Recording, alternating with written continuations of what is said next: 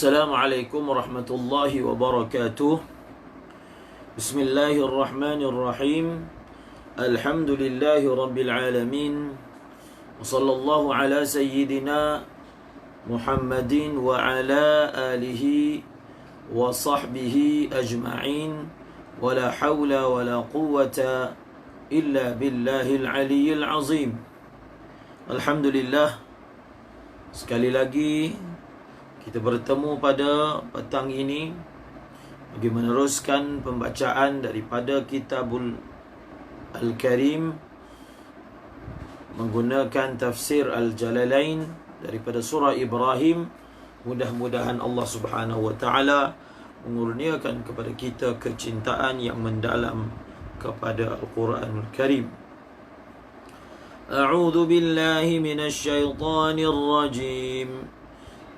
بسم الله الرحمن الرحيم ولقد أرسلنا موسى بآياتنا أن أخرج قومك من الظلمات إلى النور وذكرهم بأيام الله إن في ذلك لآيات لكل صبار syakur.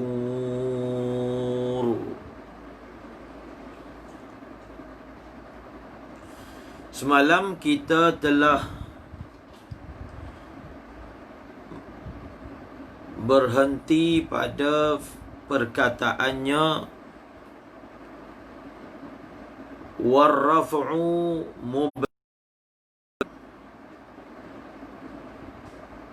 khabaruhu alladhi lahu ma fis samawati wa ma fil ard.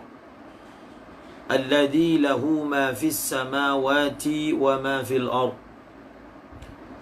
Alladhi mempunyai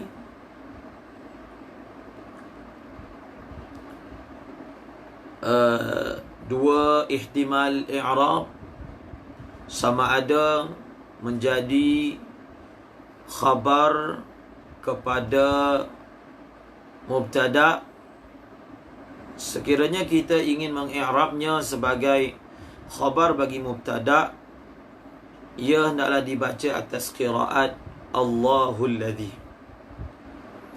Adapun atas qiraat yang membaca lafzul jalalah itu sebagai dibaca dengan jar baris bawah, maka lafzul jalalah itu di'irabkan sebagai badal dan athaf bayan ataupun athaf bayan.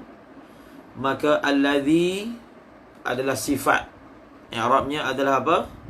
Alladhi i'rabnya adalah sifat kepada lafzul jalalah. Allahi alladhi lahu ma fis samawati wa ma fil ard. Allahi alladhi lahu ma fis samawati wa ma fil ard.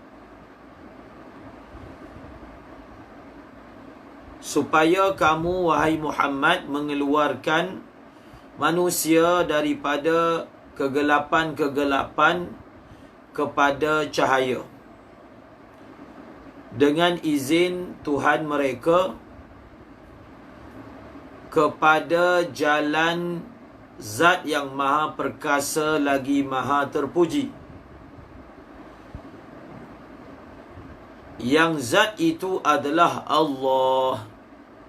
Maknanya kalau kita baca dengan jar, masih lagi ada kaitan dengan ayat Siratil azizil hamidil ladzi.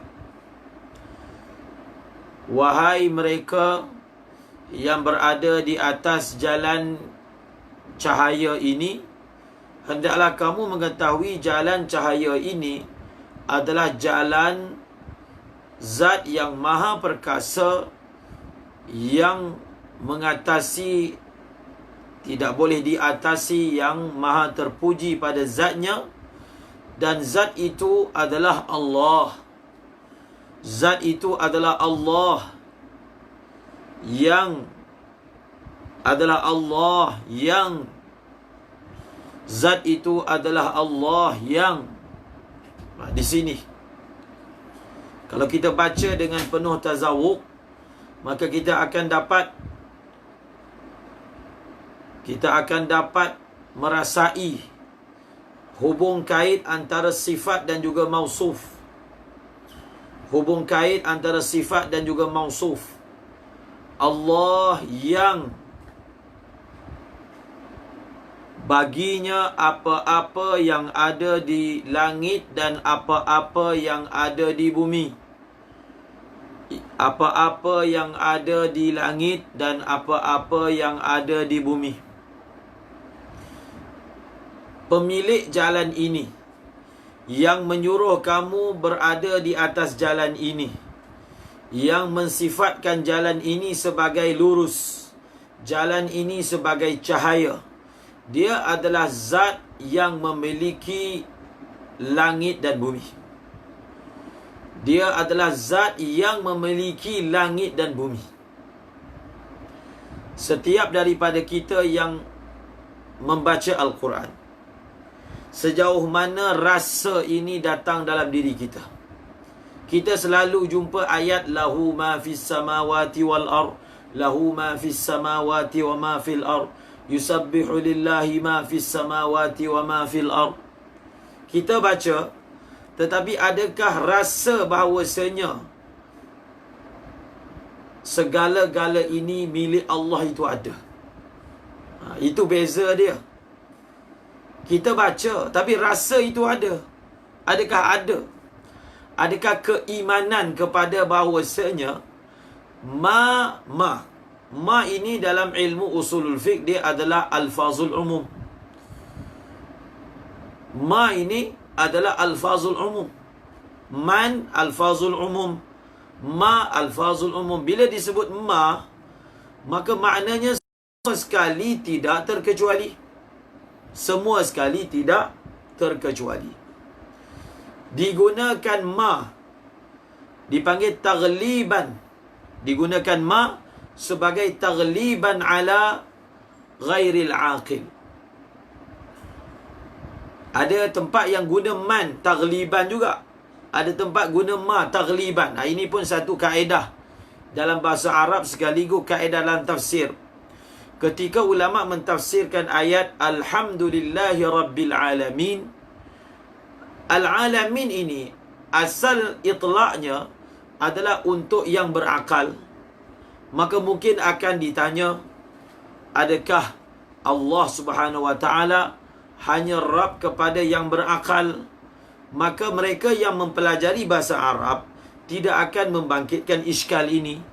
Kerana dalam bahasa Arab ada kaedah yang dipanggil taghlib.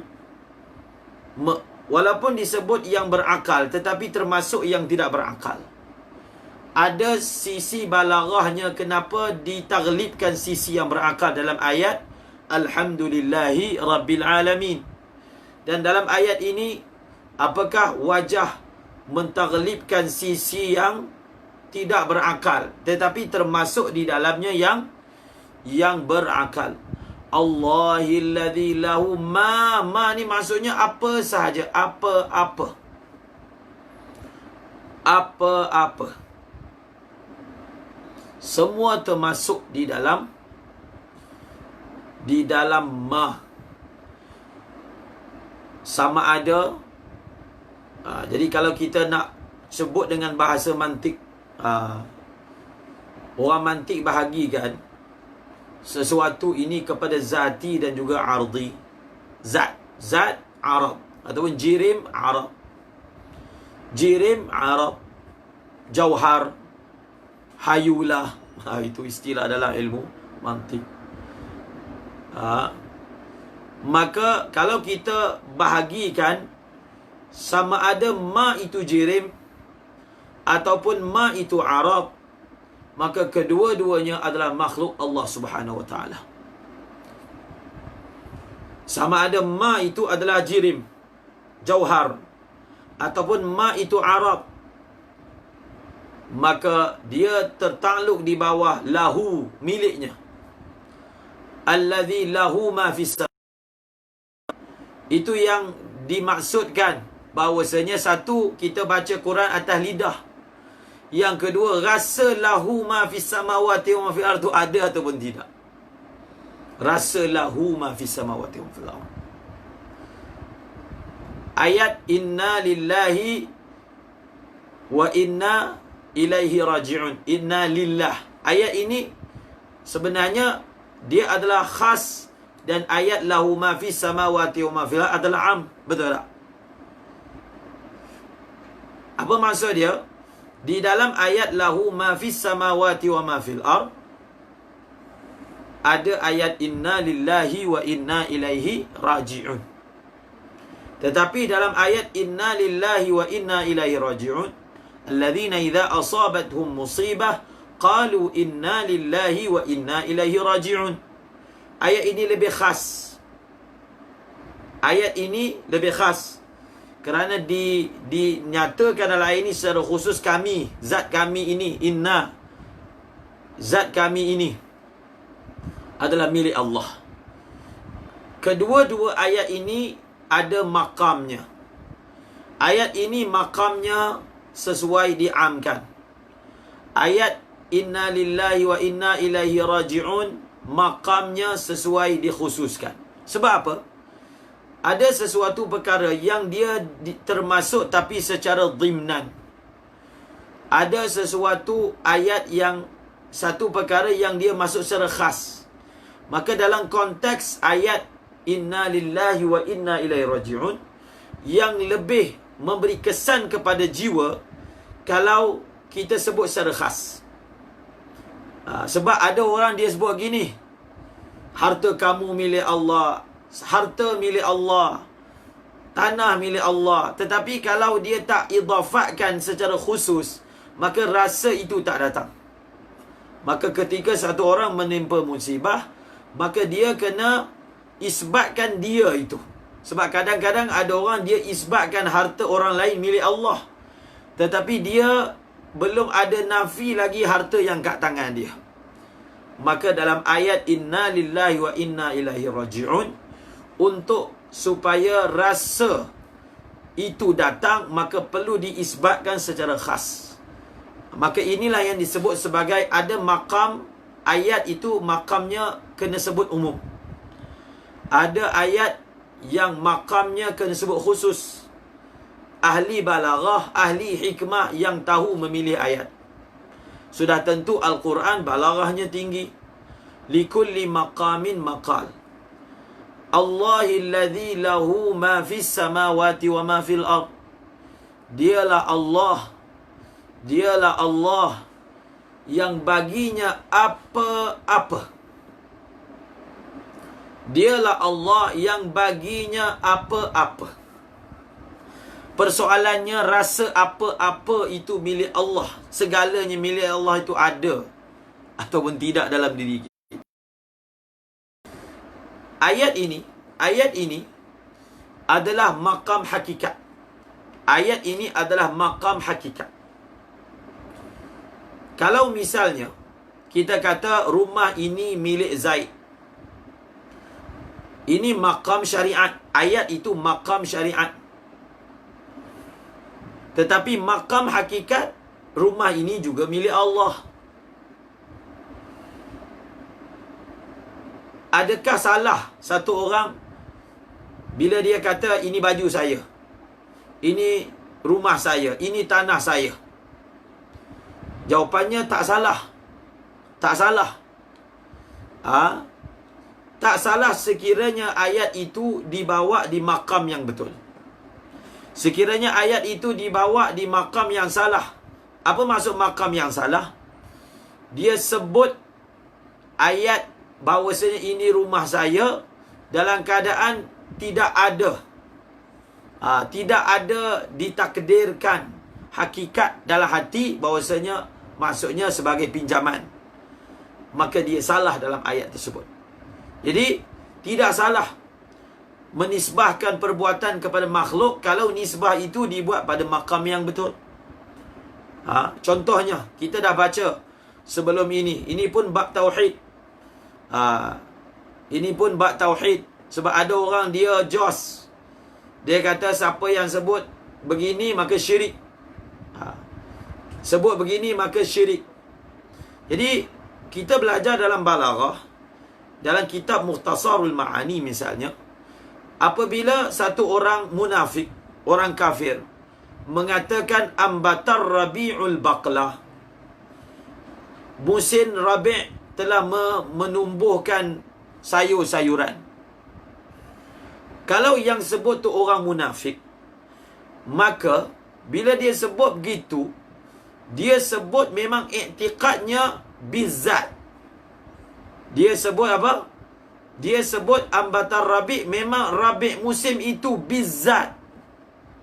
Bizat, dengan zatnya ia menumbuhkan sayur-sayuran. Tetapi kalau orang Islam, dia sebut ambatar rabi'ul baqla, walaupun ayat yang sama. Walaupun ayat yang sama, tetapi kita kena bezakan siapa yang sebut. Di manakah tempat letaknya ayat tersebut? Maka kalau orang Islam menyebut ambatar rabi'ul baqla, maka dia sebut itu atas maqam sebab. Atas maqam apa? Maqam sebab. Bukan atas maqam zat. Bahawasanya musim itu dengan zatnya menumbuhkan. Maka sebab itu, untuk menghukum bahawasanya akidah orang itu salah, tidak semestinya, tidak sepatutnya hanya dilihat pada perkataan yang digunakan. Khususnya bila perkataan itu masih ada ihtimal.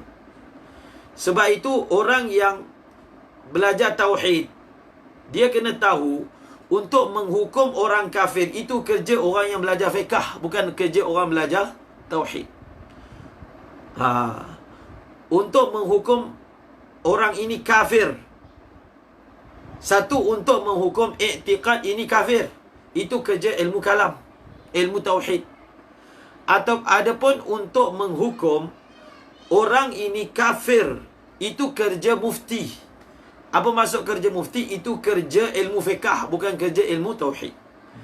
Jadi kadang-kadang kita melihat orang yang mempelajari ilmu tauhid tapi tidak mengetahui prinsip dalam ilmu fiqh, maka dia ingat bahawasanya yang disebut dalam ilmu tauhid itu semua benda i'tiqad. Benda i'tiqad yang menjadi kesilapannya dalam menghukum seseorang itu kafir apabila perkara yang disebut atas lidah dijadikan sebagai perkara yang i'tiqad. Sebab perkara yang di atas lidah, dia adalah perkara yang ada ayat perkataan ni, dia ada zahir dan dia ada batin. Maka untuk menghukum orang ini, adakah dengan semata-mata sebut perkataan itu dia akan jadi kafir? Maka itu bukan tugas dia, itu bukan kepakaran dia. Itu kepakaran ahli fiqh.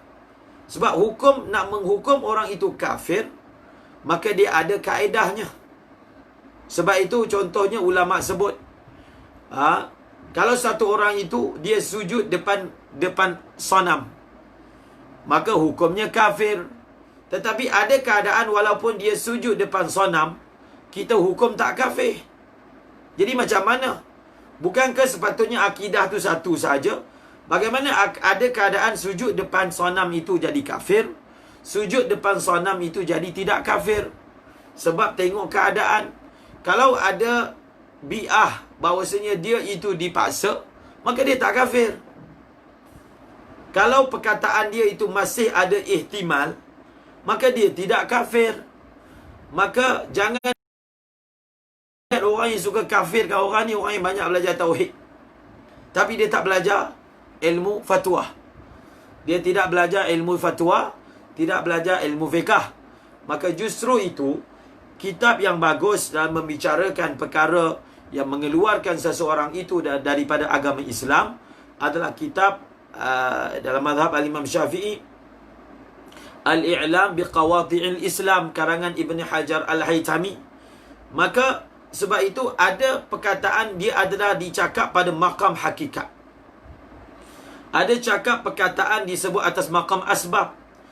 Contoh ayat litukhrijan nasa minaz zulumati ilan nur. Ayat ini Allah Subhanahu wa taala telah menisbahkan ikhraj kepada Rasulullah. Sedangkan Rasulullah sallallahu alaihi wasallam tiada kemampuan untuk melakukan ikhraj. Nabi SAW hanya ada kemampuan untuk bagi tahu, untuk suruh, untuk larang. Yang boleh mengeluarkan manusia hanya Allah. Tetapi dalam ayat ini, Allah Subhanahu Wa Taala telah menisbahkan kamu supaya kamu mengeluarkan. Adakah Nabi SAW ada kuasa untuk mengeluarkan? Tidak ada kuasa. Kuasa mengeluarkan ini adalah perkara mengubah, mencipta daripada tak ada kepada ada. Maka itu hanya milik Allah Subhanahu Wa Taala. Tetapi kenapa dinisbahkan juga ikhraj itu? Kenapa dinisbahkan? Satu, kita jawab, nisbah ini atas maqam sebab. Maknanya kalau seseorang itu dia menjadi sebab orang lain keluar daripada kesesatan kepada cahaya, maka dia layak untuk dipanggil mengeluarkan. Atas kelayakan itu dia diberi pahala. Ini adalah karam Allah Subhanahu Wa Taala, kasih sayang Allah Taala. Kita tak buat, tapi Allah nisbahkan bahawasanya kita buat. Atas nisbah majazi itu kita diberi pahala. Jadi nisbah itu tujuannya adalah untuk apa? Untuk tashrif, memuliakan. Maka begitulah juga dalam perkara ini. Ayat ini makamnya adalah makam hakikat. Tetapi ada ayat yang lain yang Allah Subhanahu Wa Taala menisbahkan lamul milk kepada makhluk. Allah Subhanahu Wa Taala menisbahkan lamul milk kepada makhluk. Misalnya dalam surah Al-Kahfi, ammas safinatu fakanat limasakin. Ammas safinatu fakanat li masakin. Adapun safinah, sampan itu adalah dia sampan itu li masakin. Tengok lamul milk. Bukankah ayat ini semalam kita sebut, ayat ini memberi faedah hasar. Ayat ini memberi faedah hasar. Segala-gala yang ada di langit dan di bumi hanya milik Allah. Tapi bagaimana ada ayat yang lain menisbahkan sesuatu pemilikannya kepada makhluk? Maka itu adalah maqam syariat. Bila ada maqam syariat lah, barulah satu orang itu dikira salah. Walaupun sebab ada orang hakikat, dia letak hakikat bukan pada tempatnya. Dia pergi tengok kebun ni ada buah, dia kata ni buah semua milik Allah, kita makan. Memang buah itu milik Allah, tetapi adakah kamu makan dengan izin daripada Allah? Allah Ta'ala mengizinkan dalam bab macam ni, mengizinkan kamu untuk makan. Hakikatnya milik Allah, tapi apa syariatnya? Macam mana cara kamu nak makan yang buah milik Allah ini? Maka syariatnya adalah kamu minta izin daripada orang yang dipinjamkan buah itu kepadanya. Itu yang dimaksudkan. Ada orang dia tenggelam dalam syariat, melupakan hakikat. Dia kata ini milik saya. Langsung dia melupakan kepada asal rezeki tersebut, maka dia salah. Ada orang yang dia tenggelam dalam hakikat, lalu dia melupakan syariat, maka dia sesat, jadi zindiq. Sebab itu tidak ada istilah pemisahan antara syariat dan juga hakikat. Cuba kita baca dalam surah Al-Kahfi. Wadrib lahum mathalar rajulaini ja'alna li ahadihima jannatayn min a'nabin wa hafafnahuma binakhlin wa ja'alna bainahuma zar'a kiltal jannatayn atat ukulaha wa lam tadhlim minhu shay'a wa fajjarna khilalahuma nahara وكان له ثمر فقال لصاحبه وهو يحاوره أنا أكثر منك مالا وأعز نفرا ودخل جنته وهو ظالم لنفسه قال ما أظن أن تبيد هذه أبدا وما أظن الساعة قائمة ولئن رددت إلى ربي لأجدن خيرا منها منقلبا. qala lahu sahibuhu wa huwa yuhawiru akafarta billadhi khalaqaka min turabin thumma min nutfatin thumma sawwaka rajula. Jadi ayat ini, apa salahnya lelaki ini? Apa salahnya lelaki ini? Cuba kita tengok ayat, pada permulaan ayat, ja'alna li ahadihima. Ja'alna li ahadihima jannatain. Ada dua orang lelaki, salah seorang daripadanya kami telah beri kepadanya dua kebun. Ja'alna li, kami telah bagi kepada dia. Apa salah orang ini? Dia lupa zat yang bagi. Memang kebun tu dia punya segi syariat. Siapa ambil, siapa curi, kena potong tangan, kena ta'zir. Betul. Tetapi dia salah kerana dia tenggelam dengan mengisbatkan milik, tetapi melupakan yang memberi. Sebab itu, apa kaedah yang kita kena faham? Seperti mana ada ayat dalam Al-Quran yang menyebut sesuatu secara hakikat, maka ada juga ayat yang menyebut secara syariat. Kena baca Al-Quran seluruhnya. Ada ayat yang berbunyi, وَمَا رَمَيْتَ إِذْ رَمَيْتَ وَلَكِنَّ اللَّهَ رَمَى. Ayat ini menggabungkan antara isbat secara hakikat dan isbat secara zahir. وَمَا رَمَيْتَ, tengok, walaupun hakikatnya yang melontar itu, yang memberi kuasa lontar itu adalah Allah, tetapi oleh kerana pada zahirnya kasab itu datang daripada Rasulullah, maka dinisbahkan Rama ramaita wa ma ramaita. Jadi orang yang mana, sebab itu ulama kata orang yang mana hanya bercakap hakikat melupakan syariat, dia kadang-kadang boleh jatuh dalam zindiq. Zindiq sebab dia cuba melucutkan pakaian syariat daripada dirinya. Jadi ketika dia berzina, maka dia kata bukan saya zina, ini semua takdir. Ketika dia mencuri, maka bukan saya mencuri, ini semua adalah takdir hakikat. Sebab apa? Tidak mengetahui di manakah tempat kita nak letak hati kita pada makam hakikat, dan di mana kita nak letak hati kita pada makam syariat. Maka ambil perhatian pada perkara ini.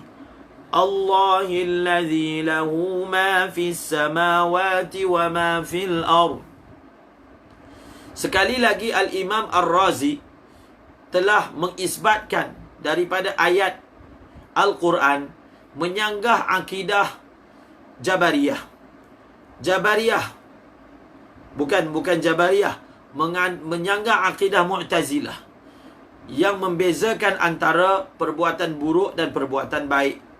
Maka ayat ini menunjukkan semua yang berada di langit dan bumi ini adalah milik Allah. Termasuk yang berada di langit dan di bumi ini adalah perbuatan makhluk, perbuatan manusia. Perbuatan manusia ini juga adalah milik Allah dan ciptaan Allah. Wallahu khalaqakum wa ma ta'malun. Dialah Allah yang cipta kamu, dan dialah Allah yang cipta apa-apa yang kamu lakukan. Maka ayat ini menunjukkan semua perbuatan adalah milik Allah. Kalau kamu wahai Mu'tazilah mengatakan bahawasanya makhluk mencipta perbuatan dia yang buruk, maka maknanya ada juga benda kat langit ini, kat langit dan kat bumi ini yang bukan milik Allah. Jadi kamu kata ada juga perkara yang di langit dan di bumi ini yang dia bukan milik Allah. Na'udzubillah. Ada sesuatu yang bukan milik Allah. Na'udzubillah. Jadi daripada ayat ini kita mengisbatkan bahawasanya perbuatan syar dan perbuatan khair adalah dicipta oleh Allah dan di bawah kuasa Allah. Di bawah kuasa Allah. Bagaimana oleh Al-Imam Razi, beliau mengatakan apabila sesuatu itu berada di bawah milik Allah, maka maknanya dia berada di bawah qudratullah. Dia berada di bawah kekuasaan Allah. Dan bila sesuatu itu berada di dalam kekuasaan Allah, maka maknanya dia berada di dalam penciptaan Allah. Kerana sifat khalq, perbuatan khalq, perbuatan mencipta. Perbuatan apa? Perbuatan mencipta. Perbuatan mencipta itu dia wujud bersama dengan qudrah. Bahkan perbuatan khalq dipanggil sifatul af'al, dia adalah lambang kepada. Sebab itu sebahagian ulama mengatakan sifatul af'al itu adalah termasuk juga dalam bawah qudrah. Bawah apa? Kaunuhu ta'ala qadiran. Sebab itu setengah orang dia tak faham sifat 20. Dia kata, mana ada sifat Allah 20? Banyak lagi. Tidak dapat membezakan tentang sifatul af'al. Sebenarnya selain daripada yang 20 itu, boleh dikembalikan. Selain daripada 20 itu, boleh dikembalikan kepada mana-mana daripada 20 mengikut kesesuaian. Misalnya penciptaan. Penciptaan ini sebenarnya dia masuk bawah qudrah. Mengadakan sesuatu daripada tiada kepada ada, mewujudkan sesuatu daripada maqam adam kepada maqam wujud, maka itu adalah ciptaan Allah Subhanahu wa ta'ala. Maka tengok macam mana istimbatnya. Bila diisbatkan sesuatu itu milik Allah, maka maknanya di bawah kudrat Allah. Bila dia masuk bawah kudrat Allah, maka maksudnya dia itu dicipta oleh Allah. Maka sabitlah bahawasanya semua yang berada di langit dan di bumi dicipta Allah. Termasuk yang berada di langit dan bumi adalah syar, juga dicipta oleh Allah. Bila sesuatu perbuatan, jadi perkara ini memang menyebabkan konflik. Jadi Imam Abu Hasan Asy'ari telah keluarkan sehingga kita berada di dalam situasi min baini farthin wa damin labanan khalisan. Ingat perbahasan tentang sifatul kalam.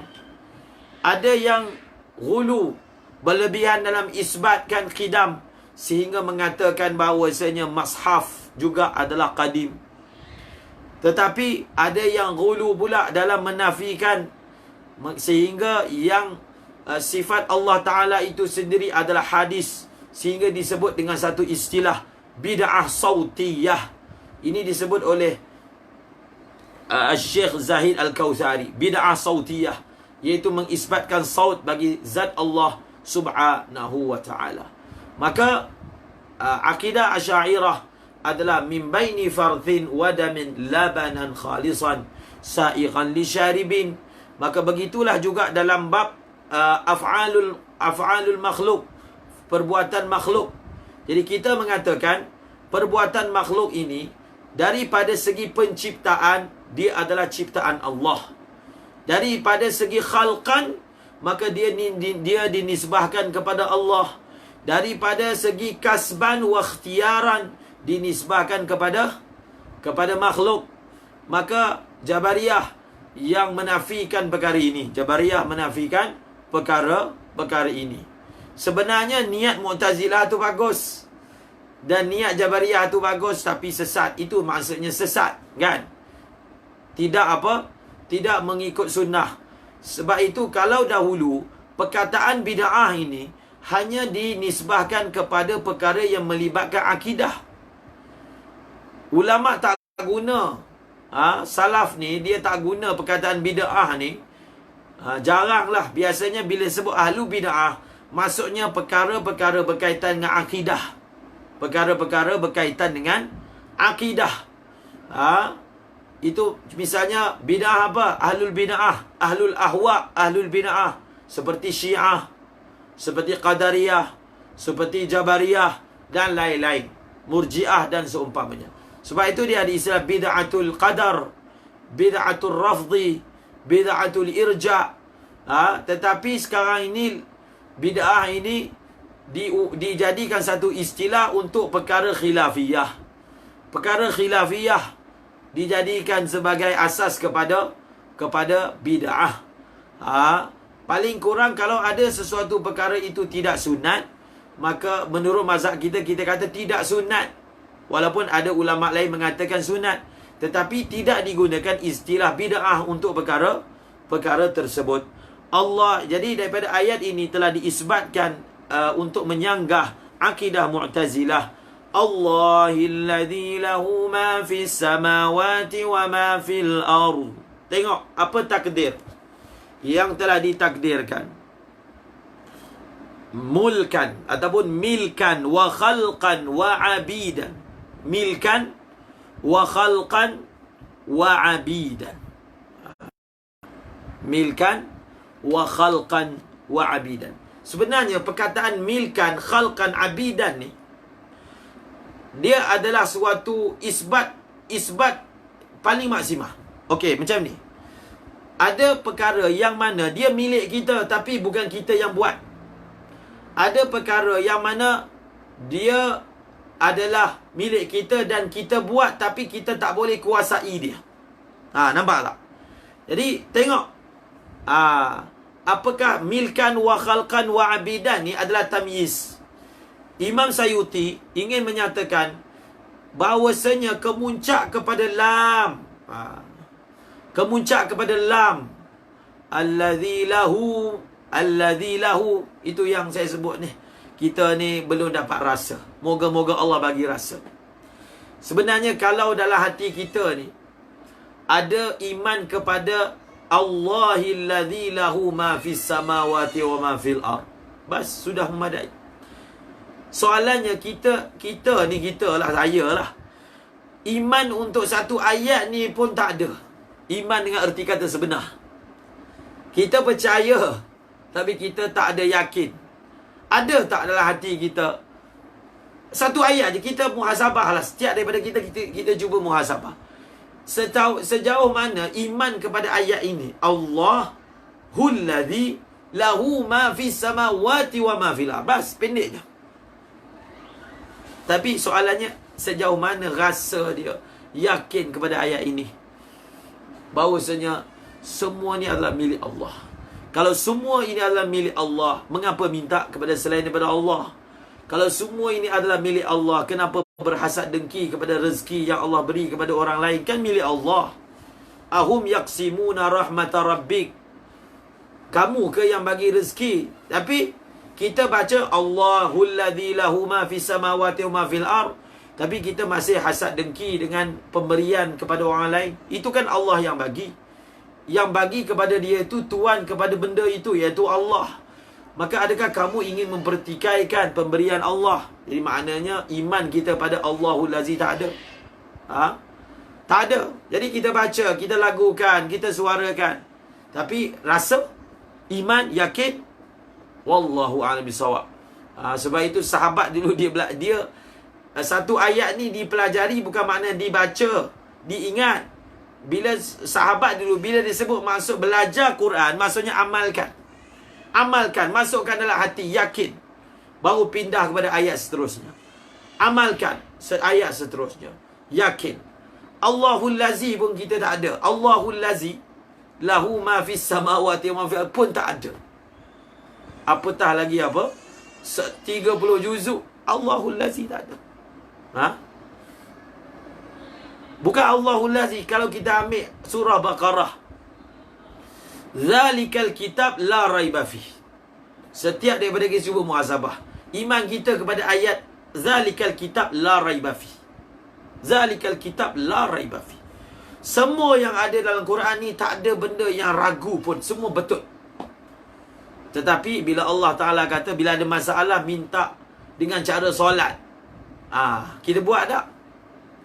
Bukankah Allah kata la raiba fi wasta'inu bis sabri was salah? Ada dalam kitab yang la raiba fi ni. Kitab dalam kitab yang la raiba fi ni ada wasta'inu bis sabri was salah, misalnya kan. Tapi sejauh mana? Itu dia. Jadi sebab itu kita ahli tasawuf membicarakan tentang tazawuk. Masukkan dalam hati, rasa. Itu kemuncak kepada rasa. Rasa tu tak ada, tapi mudah-mudahan kita baca lafaz, kemudian Allah bagi rasa, bagi sifat lah. Istilahnya dia panggil sifat. Jadi perkataan milkan wa khalqan wa abidan ni sebenarnya dikumpulkan ketiga-tiga tamyiz ini untuk menerangkan menerangkan maksimanya, untuk menerangkan maksimalnya lamul milk ini. Allahul ladzi lahu ay milkan. Allah memiliki.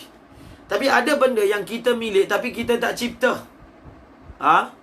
Kita milik tak cipta. Tak. Allah Ta'ala alladzi lahu ma fis samawati wa fil ard milkan. Alladzi lahu ma fis samawati wa ma fil ard khalqan. Bukan milkan je, khalqan. Alladzi lahu ma fis samawati wa ma fil ard abidan. Semua yang ada di bumi ini adalah milik Allah. Dicipta oleh Allah, di bawah kuasa Allah. Hamba kepada Allah. Hamba kepada Allah. Yang besar, yang kecil. Yang besar, yang kecil. Sebab itu nanti di hari akhirat akan ditanya limanil mulkul yaum. Lillahil wahidil qahar. Hari akhirat dia memang hari hakikat. Pada waktu itu dah tak ada syubhat dah. Kat dunia ni ada syubhat lagi. Ini milik saya, ini kerajaan saya, ini jawatan saya. Tapi nanti di hari akhirat dah tak ada apa? Dah tak ada syubhat. Dah tak ada apa? Dah tak ada syubhat bahawasanya limanil mulkul yaum lillahil wahidil qahar. Sebenarnya lillahil wahidil qahar sejak di dunia lagi. Sejak di dunia lagi. Nak baca milkan pun boleh, nak baca mulkan pun boleh. Sejak di dunia lagi. Tetapi kat dunia ni dia ada syubhat. Yalah, kita tengok benda kat tangan kita, kita boleh kawal. Jadi ada syubhat. Jadi sebenarnya kita buat cakap kebesaran Allah ni, nak keluarkan diri kita daripada syubhat tu. Dia payah tu. Cakap senang tapi nak keluar tu susah. Nak mengeluarkan isbat kepada diri kita tu susah. Tapi nanti bila di padang mahsyar dah tak ada syubhat dah. Dah tak ada syubhat. Limanil mulkul yaum, semua diam, maka dijawab lillahil wahidil qahar. Tapi kalau sekarang ni ditanya siapa punya ni, masih ada. Kalau dia tak cakap kat mulut, cakap dalam hati. Kalau dia tak cakap dalam hati, dia cakap dengan perbuatan dia. Tetapi bila tiba hari hakikat, maka semua keluh lidah yang menjawab hanya zat yang satu, lillahil wahidil qahar. Okey? Lillahil wahidil qahar. Allahu akbar. Alladzi lahu ma fis samawati wa ma fil ard wa wailul lil kafirin min azabin syadid. Ada satu faedah daripada Al-Qawaidul Asasiyah fi Ulumil Quran ketika membahaskan tentang masalah lafaz-lafaz mufrad dan lafaz-lafaz jamak di dalam Al-Quran. Lafaz-lafaz mufrad dan lafaz-lafaz jamak di dalam Al-Quran.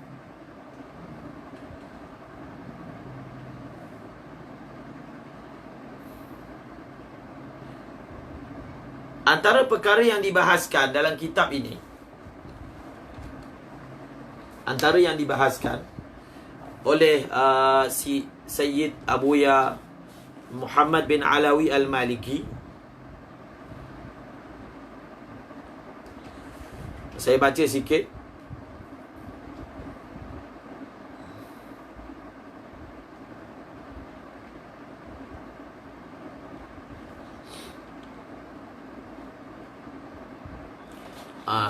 Ini faedah tentang bawah tajuk. Tajuk dia qa'idatun fil ifradi wal jama'. Jadi beliau sebut antara perkataan yang dia datang dengan mufrad dan jamak dalam Al-Quran adalah perkataan as-sama' dan juga al-ard. Kemudian beliau sebut lagi, fa haitsu waqa'a fil Quran dzikrul ard fa innaha mufrada wa lam tujma'.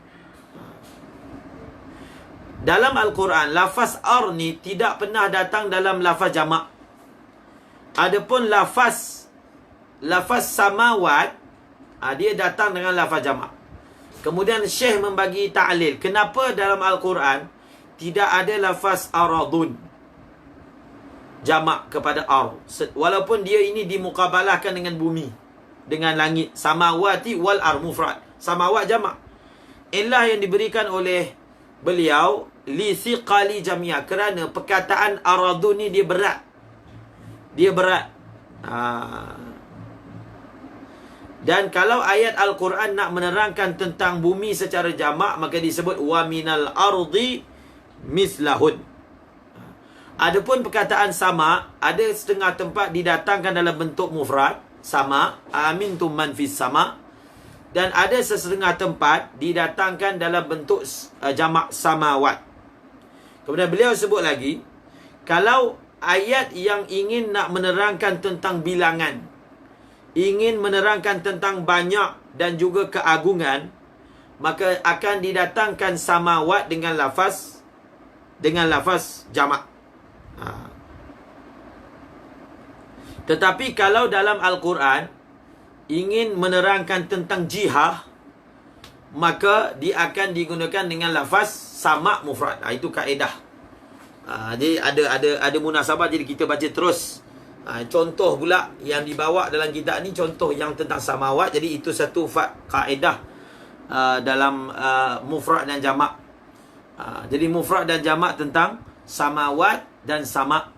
Dalam Al-Quran tidak ada lafaz ar dibawa dalam bentuk jamak, dan lafaz samawat ada setengah tempat datang dalam bentuk jamak, dan ada setengah tempat datang dalam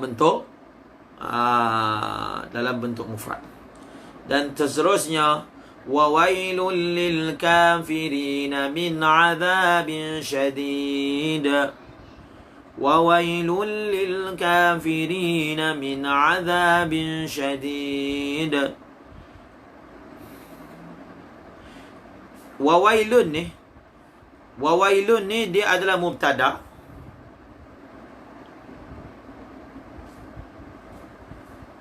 Lil kafirina adalah khabar. Min tu min bayaniyah, bayan kepada wailun.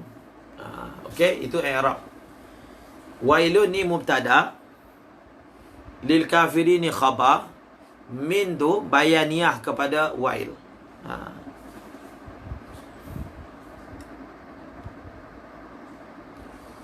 Kemudian kita bicara sikit segi ilmu nahu. Kalau ikut kaedah dalam nahu, nakirah ini tidak boleh menjadi mubtada. Tidak boleh menjadi mubtada. Kecuali apa? Kecuali sekiranya ada musawwir. Dipanggil musawwirat al-ibtida' bin nakirah. Sekiranya ada musawwirat, maka barulah apa? Barulah boleh kita menjadikan mubtada itu datang dalam bentuk apa? Datang dalam bentuk nakirah. Soalannya, apakah musawwirat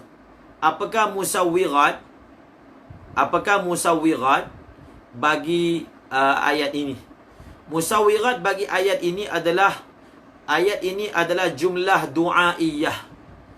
Jadi kalau jumlah itu jumlah du'aiyah, maka boleh mubtada datang dalam bentuk nakirah.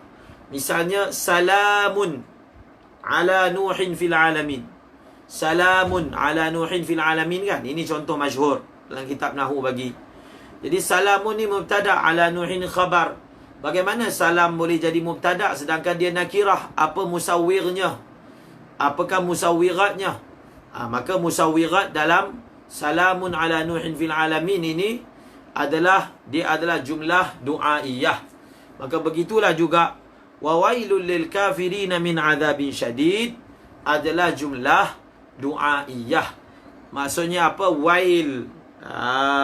Maksudnya apa? Wail. Celakalah bagi orang kafir. Apa celaka itu? Azab yang pedih. Nampak? Azab yang pedih. Sebab itu kita terjemah, kita telah i'rab min itu sebagai bayaniyah. Dia terangkan wail tu apa? Azabin syadid. Nampak? Wail tu apa? Azabin syadid.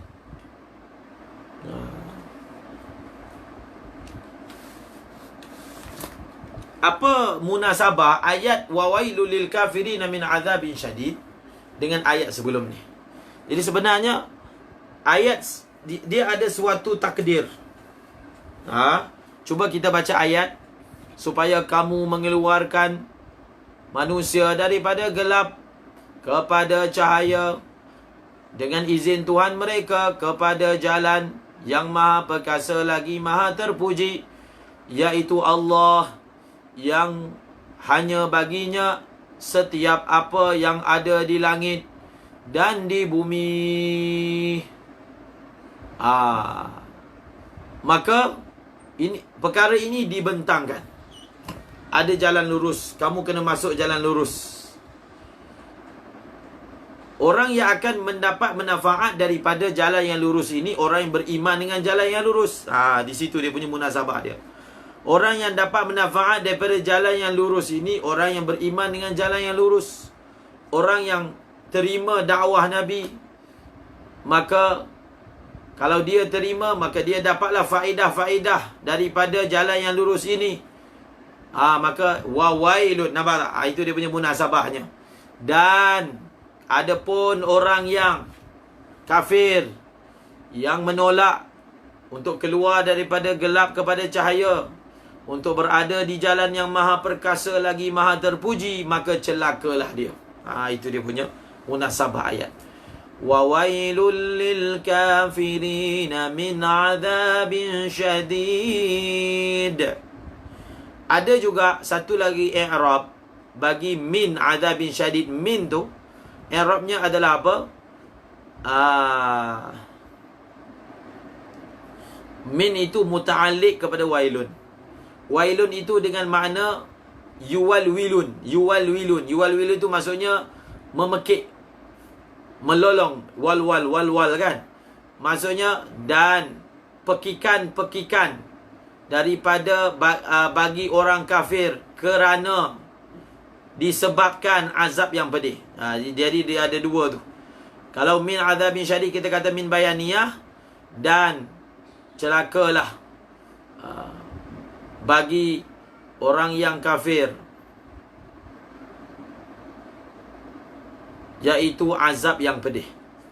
Ataupun pekikan dan lolonganlah bagi orang kafir kerana menghadapi ataupun menerima azab yang pedih. Nampak? Jadi dua-dua makna ini boleh jadi. Tetapi makna i'rab yang pertama lebih mudah berbanding i'rab yang kedua. Ayat yang berikutnya akan menerangkan siapakah orang kafir tersebut. InsyaAllah kita akan baca esok. Kerana seperti mana dalam iman ada maratib, maka dalam kufur ada maratib. Maksud maratib itu, kalau maratib iman ini dipanggil darajah, kalau maratib kufur ini dipanggil dark. Yarfa'illahu alladhina amanu minkum walladhina utul ilma darajat. Kalau naik ke atas dipanggil darajah, kalau turun ke bawah dipanggil dark. Innal munafiqina fid darkil asfali minan nar. Maka sebab itu Allah Ta'ala berta'amul dengan orang kafir dalam ayat Al-Quran bukan sama. Ta'amul itu tak sama. Ada ta'amul dengan keras, ada ta'amul dengan ihtiram pun ada ta'amul dengan respect pun ada. Jadi sebab itu cara kita berta'amul dengan orang kafir kena sama macam cara Al-Quran dan Nabi ta'amul dengan orang kafir. Ada ayat yang Allah Ta'ala ta'amul dengan orang kafir dengan qatilul musyrikina, qatilul ladhina la yu'minuna billahi wal yawmil akhir, ataupun qatilul musyrikina kafatan kama yuqatilunakum kafah. Maksud lawan. Ada juga.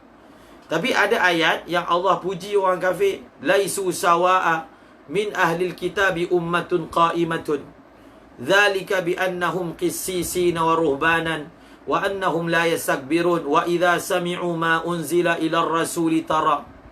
Nampak tak? Jadi orang kafir ini dia pun ada maratib dia. Dan ta'amul Al-Quran dengan orang kafir pun ada maratibnya. Jadi kita pun bila kita nak ta'amul dengan orang kafir, kena sama macam Quran dan hadis ta'amul. Jangan kita langsamkan, kita pukal. semua kita musuhi, tak betul. Dalam fiqh pun orang kafir dibahagikan kepada muahid, musta'man, harbi, zimmi. Nampak tak? Jadi ini contoh. Ini sebagai mukadimah untuk penerangan insya-Allah esok, bahawasanya ini yang akan diterangkan ni, ini kira orang kafir tahap teruk lah ni. Sehingga Allah sifatkan mereka berada di dalam kesesatan yang sangat jauh. Dia ada sesat yang sangat jauh. Jadi bila kita bercakap, kena cakap pakai bahasa baca Al-Quran juga. Jangan ambil secara pukal. Itu dipanggil kita mengambil iktibar daripada ta'bir Al-Quran.